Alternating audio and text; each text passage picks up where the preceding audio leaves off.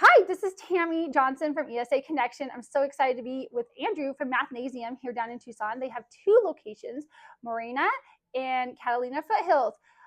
Mathnasium is truly the experts in helping learners grow and develop and strengthen their math skills. So we're just going to have a conversation today about math and how does one get better in math?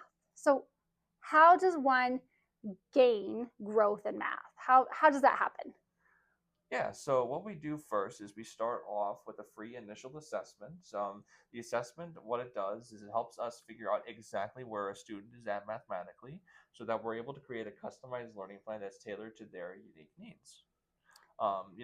Depending on where the student's at, they might be a few levels behind, they might be right at grade level, or maybe they're looking for a little enrichment. It doesn't matter to us. The assessment will, of course, will still generate results regardless. And I was having a conversation with a parent the other day how, yes, we look at math 10 usually as like a whole grade level, but actually math abilities are split into different categories and areas. And that's where you really focus at intervention. So can you talk a little bit about that, how that kind of works and plays into it? Yeah, so math builds upon itself. Like it's very, if you struggle with something in the beginning, then the later concept is just going to be a nightmare. Like if you don't know basic addition, then if I ask you to combine like terms in a linear equation, you're going to look at me like a deer in headlights. So you're not going to get it. But so, what we do is that's why, the learning plans, they're tailored to the unique needs. We want to figure out, okay, you are struggling with this specific area, so we can help you fix this so that way you're able to do the complicated stuff more later on. So kind of working on those key foundational skills, making sure that they're not missing any, and then going back and reteaching those skills. Exactly, yeah. So I like how your guys' plans at Mathnasium, you mentioned this earlier, are individualized because of that assessment, because it's going to look different for every kid. Yeah. So the assessment is the same depending on the grade level. The assessments are based off of what the U.S. Department of Education expects everyone to know by the end of a certain year, at the national standard. Okay. But just because the assessment's the same, like I give two kids the assessment, there's no guarantee that they're going to both answer it the exact same way. Right.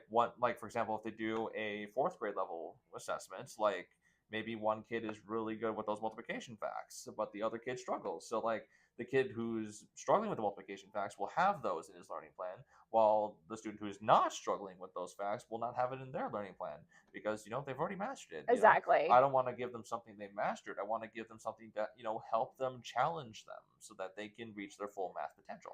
Exactly. I think for parents, that's something that you really need to look in when you're looking to do math tutoring or math support, is looking and see what type of assessment they have and making sure that it breaks up into the different math skills. So that way, again, if they're a strength, we're going to build on that, but we're really going to focus on those ones that are weaknesses that are impacting those strengths, because sometimes it can be misleading, right? You think a strength is a weakness, but really it's a sub skill that they have to do first that's impacting it. So yeah, they can't do this complicated process, so it looks like they can't do it, but really they can. The kid shuts down when they're working on their stuff, but it turns out it's like, oh, you just need this one thing. Like as long like, oh, you have the right idea, you just forgot to do this, and then suddenly it starts clicking for them. Like, That's amazing. yeah, it's a rewarding experience, honestly. Like when I see like a kid come in, and they struggle with their math to start with, they're completely lost, and then over time, they get better. Like it makes me feel good. It makes the instructors feel good. It makes the parents feel good.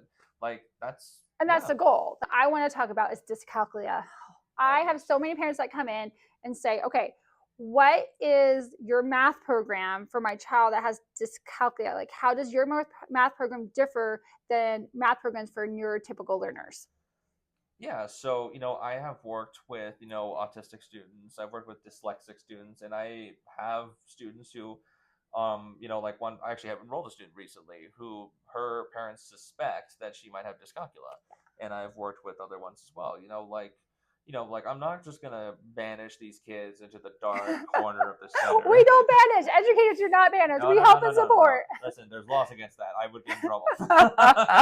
You may not enter the center. You're banished. It's 1800s anymore. They're not going to the mines. But yeah, no. So like, like we give them the customized curriculum, but my instructors are all very patient people. Right. And honestly, like I think that's the most important role for being an instructor, is that you need to be patient, because like every single kid is different.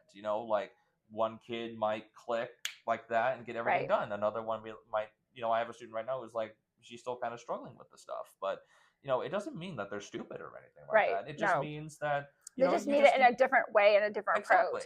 So, Yeah. what are some of the strategies and the different approaches that Mathnasium does to help those who struggle with math because they have dyscalculia or they might have dyscalculia? Because you're right, some learners that you come to, they haven't taken the assessment, but the parents suspect it. Yeah, like you know, like one thing we do is like I encourage the instructors, you know, we bring out manipulatives, for Oh, example. yes. So like, there's like a problem that says, well, okay, what's 10 plus 7?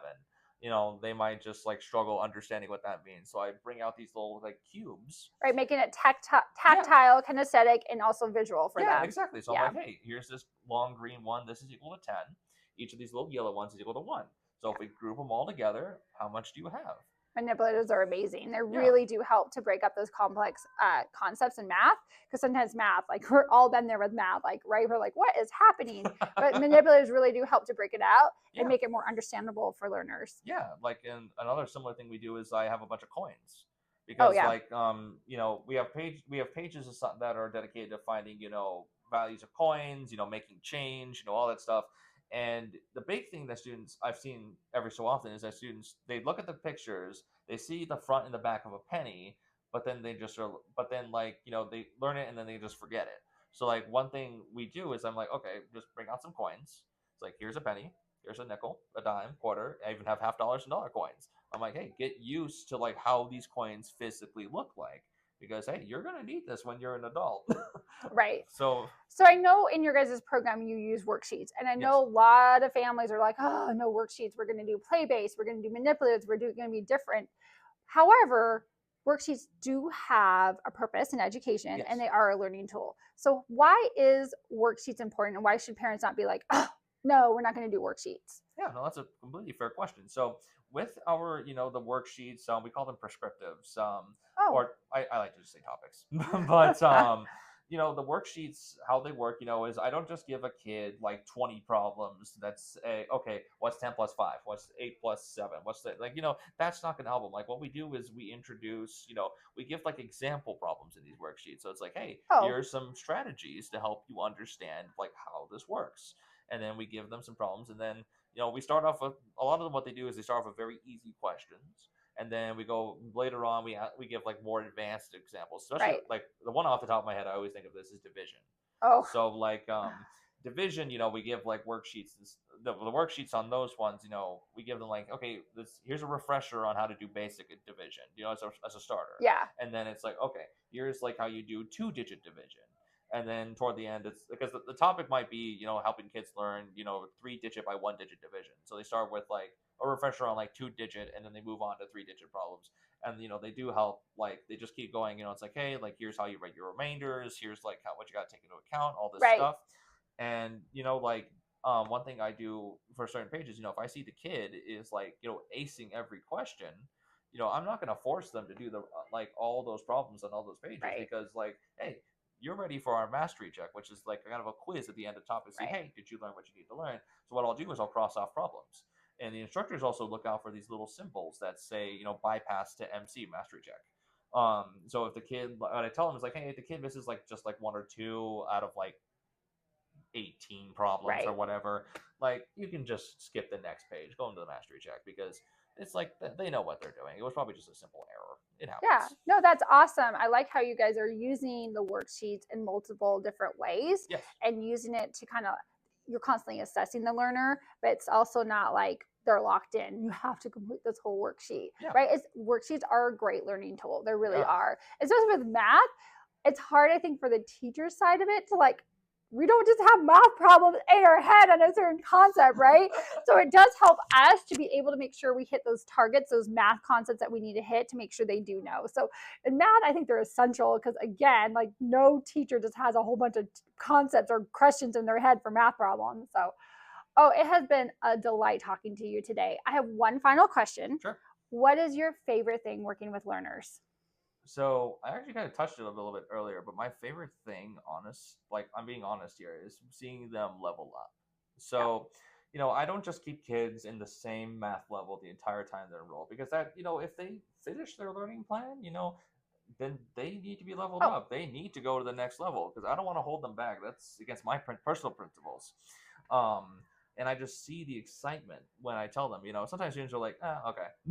But like last week, actually, I had a student level up. She had been taking the our post assessment. She had to take it multiple times because she was just struggling with retention. And when she finally got it, I was so happy for her. That's And awesome. she was elated. Or I mean, she was very tired because she had to do that and then like the next level pre-assessment. So she was a Right. little tired. But her mom was she just lit up. She's like, "Oh my god, you did it!" And I was like, "Yeah, you did it. Like you got it." That's the best. It's It's absolutely the like, best when learners achieve mhm. and improve and see that success. It is the best feeling ever for you and for them. Yeah, exactly. Because I do want these kids to improve.